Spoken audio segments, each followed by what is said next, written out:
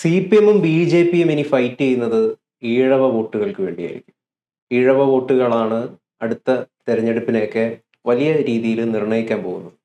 ഇപ്പൊ തന്നെ കുറേയധികം BJP-യിലേക്ക് മാറി. ഇനി കൂടുതൽ മാറാനുള്ള സാധ്യതയുണ്ട്.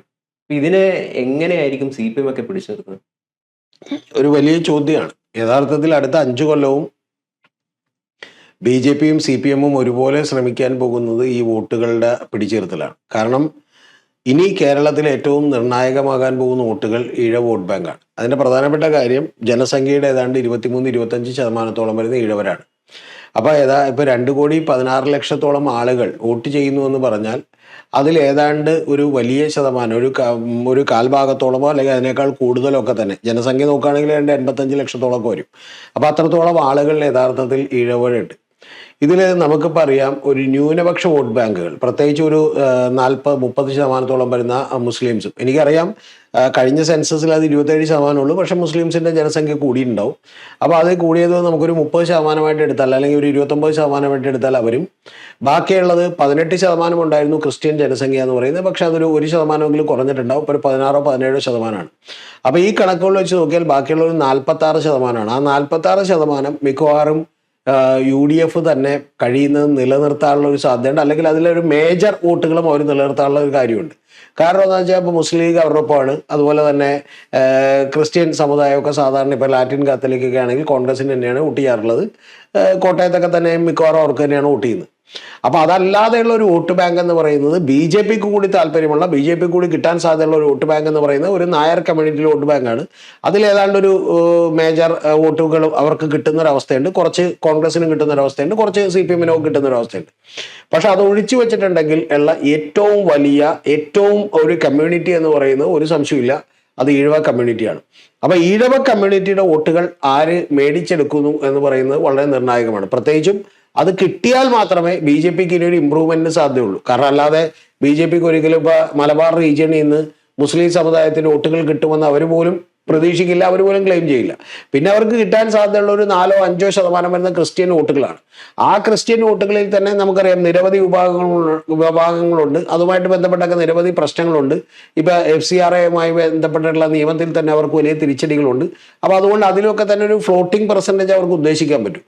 പകരം പെർമനൻ്റായി അവർക്ക് കിട്ടും, അവർക്ക് കിട്ടിയാൽ അത് നിലനിർത്താൻ പറ്റുമെന്നുള്ള തോന്നലുള്ളത് ഈഴവ വോട്ടുകളാണ്. ആ ഈഴവ വോട്ടുകൾ കഴിഞ്ഞ പാർലമെന്റ് തെരഞ്ഞെടുപ്പിൽ നമ്മൾ വളരെ വ്യക്തമായിട്ട് കണ്ടു. ആറ്റിങ്ങലിലും അതുപോലെ തന്നെ ആലപ്പുഴയിലും ഏതാണ്ടൊരു 25-30% വോട്ടുകളെങ്കിലും, ചില സർവേകൾ പറയുന്നത് 42% പോയി എന്നാണ്. ഞാനത് വിശ്വസിക്കുന്നത്. ഇതിൽ ഒരു 30% വോട്ടുകളെങ്കിലും ഈ പറയുന്ന കൃത്യമായിട്ട് BJP-യിലേക്ക് പോയിട്ടുണ്ട്. പക്ഷെ ആ BJP-യിലേക്ക് പോയതിന് ഒരു പ്രധാനപ്പെട്ട കാരണം കൂടി കാണാതിരുന്നുകൂടാ. ഈ 2 സ്ഥലത്തും മത്സരിച്ചത് ഈഴവ കാൻഡിഡേറ്റുകൾ കൂടിയാണെന്ന് മനസ്സിലാക്കണം. ഒന്ന് V മുരളീധരനും ഒന്ന് ശോഭാ സുരേന്ദ്രനുമാണ് മത്സരിച്ചത്. കൂടാതെ ഇപ്പൊ ആലപ്പുഴയിലൊക്കെ ആണെങ്കിൽ ഈഴവ കാൻഡിഡേറ്റ് ആയിട്ടുള്ള ശോഭാ സുരേന്ദ്രൻ മാത്രമേ ഉണ്ടായിട്ടുള്ളൂ. അതേസമയം അപ്പുറത്ത് ആരിഫായിരുന്നു CPM-ന്റെ സ്ഥാനാർത്ഥി, ഇപ്പുറത്ത് KC വേണുഗോപാലായിരുന്നു ഒരു നായർ കമ്മ്യൂണിറ്റി എന്നുള്ള കാൻഡിഡേറ്റ് ആണ്. അപ്പൊ അതുകൊണ്ട് അത്തരം സന്ദർഭങ്ങളിൽ വളരെ കൃത്യമായും പ്രത്യേകിച്ച് ലോക്സഭയിലേക്കുള്ള തെരഞ്ഞെടുപ്പിലും ഇത്തരത്തിൽ വോട്ടുകൾ കൊടുത്തിട്ടുണ്ട്. അതുപോലെ V മുരളീധരന്റെ കേസിലൊക്കെ ഇവിടെ വരുമ്പോൾ ജോയിയും അതേ കമ്മ്യൂണിറ്റി എന്നുള്ളതാണ്. പക്ഷേ V മുരളീധരനും വലിയ രീതിയിൽ വോട്ട് നേടാനായിട്ട് ആറ്റിങ്ങലിൽ കഴിഞ്ഞിട്ടുണ്ട്. പിന്നെ അടൂർ പ്രകാശും അവിടെ 3 പേരും ഒരേ കമ്മ്യൂണിറ്റി എന്നുള്ളവരായിരുന്നു കഴിഞ്ഞ ആറ്റിങ്ങൽ. പക്ഷേ എങ്കിൽ പോലും വലിയ വോട്ട് നേടാൻ കഴിഞ്ഞിട്ടുണ്ട് BJP-ക്ക്. അപ്പോൾ BJP-യുടെ ഏറ്റവും വലിയ ലക്ഷ്യം എന്ന് പറയുന്നത് കഴിഞ്ഞ ലോക്സഭയിൽ 38 ലക്ഷം വോട്ടുകൾ പിടിച്ചു.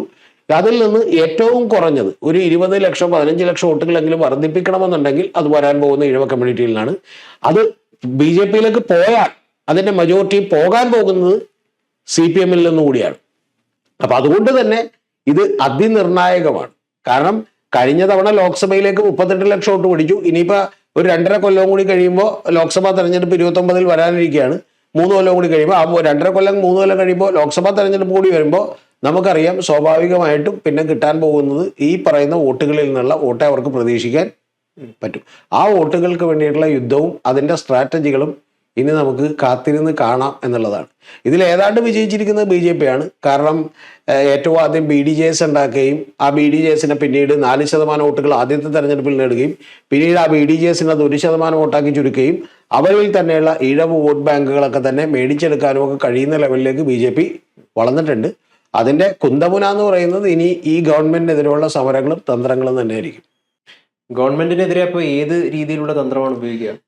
ഇത് ഗൗതം അറിയേണ്ടത് ഇത് കൃത്യമായിട്ട് ഇപ്പൊ കോൺഗ്രസ് മനസ്സിലാക്കുന്നുണ്ട്. അതുകൊണ്ട് ഇപ്പൊ കഴിഞ്ഞ തവണയൊക്കെ തന്നെ കോൺഗ്രസ് ഗവൺമെന്റുകളിൽ ഒരൊറ്റ ഈഴവ പ്രാതിനിധ്യം ഉണ്ടായിരുന്നുള്ളൂ, അത് കെ ബാബുവാണ്.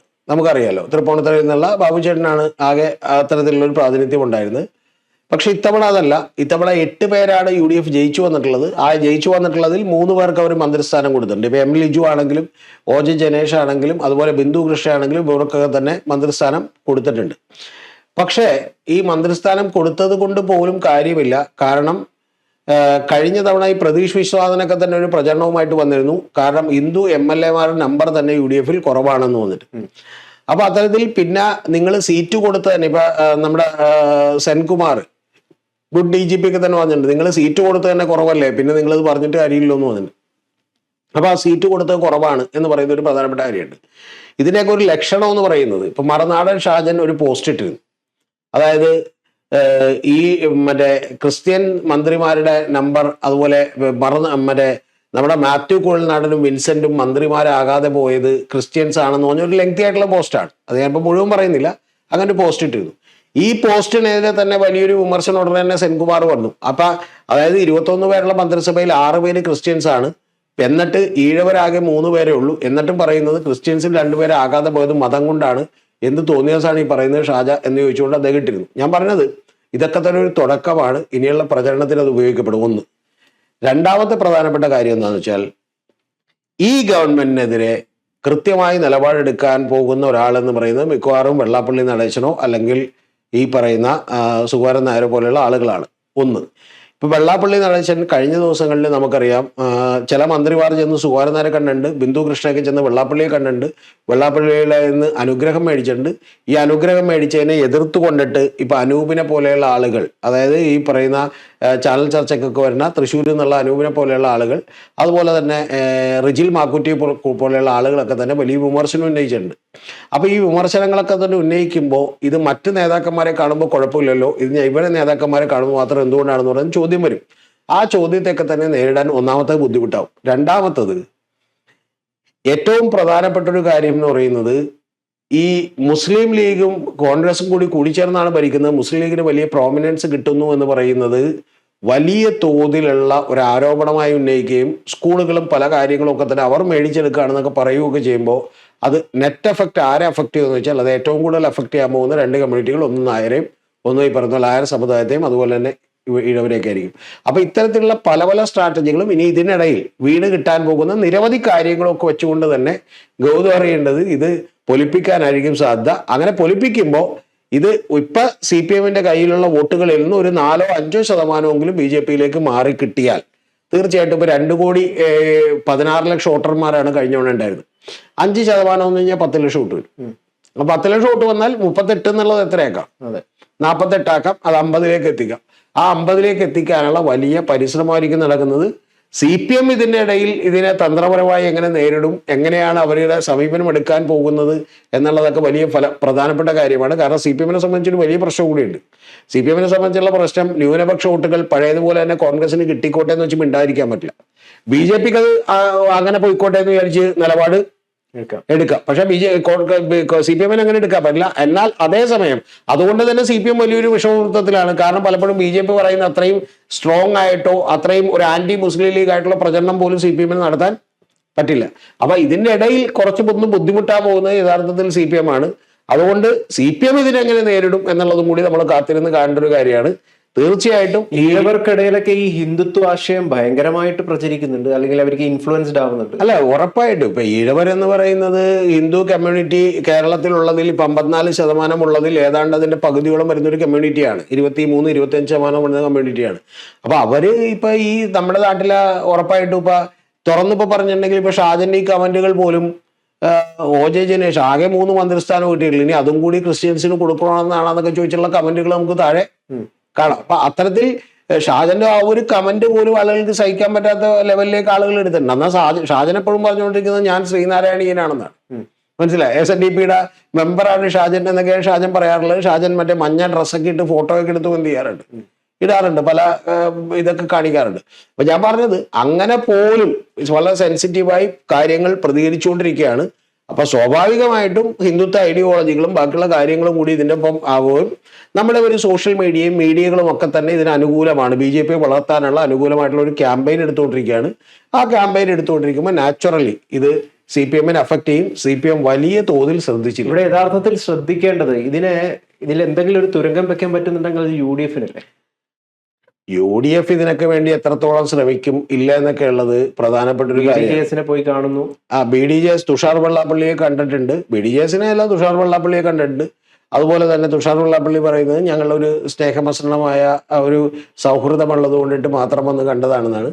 അപ്പൊ അത്തരം കാര്യങ്ങളൊക്കെ തന്നെ സ്വാഭാവികമായിട്ടും ഇപ്പൊ തുഷാർ വെള്ളാപ്പള്ളിയെ കണ്ടതുപോലും നന്നായി എന്ന് വിചാരിക്കുന്ന ഒരാളാണ്. ഹിന്ദു കൃഷ്ണ കുമ്പിട്ട് നിൽക്കുന്നു. പക്ഷെ അതിനൊക്കെതിരെ വിമർശനം വരുമ്പോൾ പോലും അത് എന്തിനെ എഫക്ട് ചെയ്യും ഗൗതം? ഞാൻ പറയുന്നത് ഇപ്പൊ ഈഴവരില് ഒരു വിഭാഗം ആളുകൾക്ക്, ചെറിയൊരു വിഭാഗം ആളുകളാണെങ്കിലും അത് വെള്ളാപ്പള്ളി നടേശനോട് ഐക്യദാർഢ്യം പ്രഖ്യാപിക്കുന്ന SNDP ശാഖകളാണ്.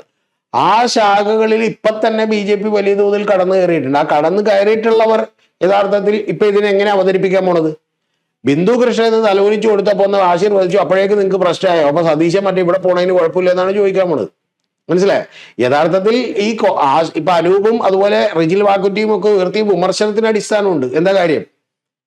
കോൺഗ്രസിനെതിരെയും VDSനെതിരെയും അതുപോലെ തന്നെ പല തെറ്റായ പ്രസ്താവനകളൊക്കെ നടത്തിയ ഒരാളാണ് വെള്ളാപ്പള്ളി എന്ന് പറയുന്ന ആരോപണമാണ് അവർക്കുള്ളത്. അല്ലാതെ SNDP-യുടെ സെക്രട്ടറി ചെന്ന് കാണുന്നതുകൊണ്ട് യാതൊരു കുഴപ്പം അവര് പറയുന്നില്ല. പക്ഷെ അത് അങ്ങനെ തന്നെ അവതരിപ്പിക്കാൻ കോൺഗ്രസിനും പറ്റില്ല. അപ്പൊ അവിടെയാണ് ഈ പ്രശ്നം. അത് ശരി, അപ്പൊ നമ്മുടെ നേതാവിനെ കണ്ടപ്പോൾ അത്ര കുഴപ്പമില്ല, ബാക്കിയുള്ള നേതാവിനെ കണ്ടാൽ കുഴപ്പമില്ല എന്നാണ് പച്ചയായിട്ട് ഒരു ചോദിക്കാൻ പോണേ.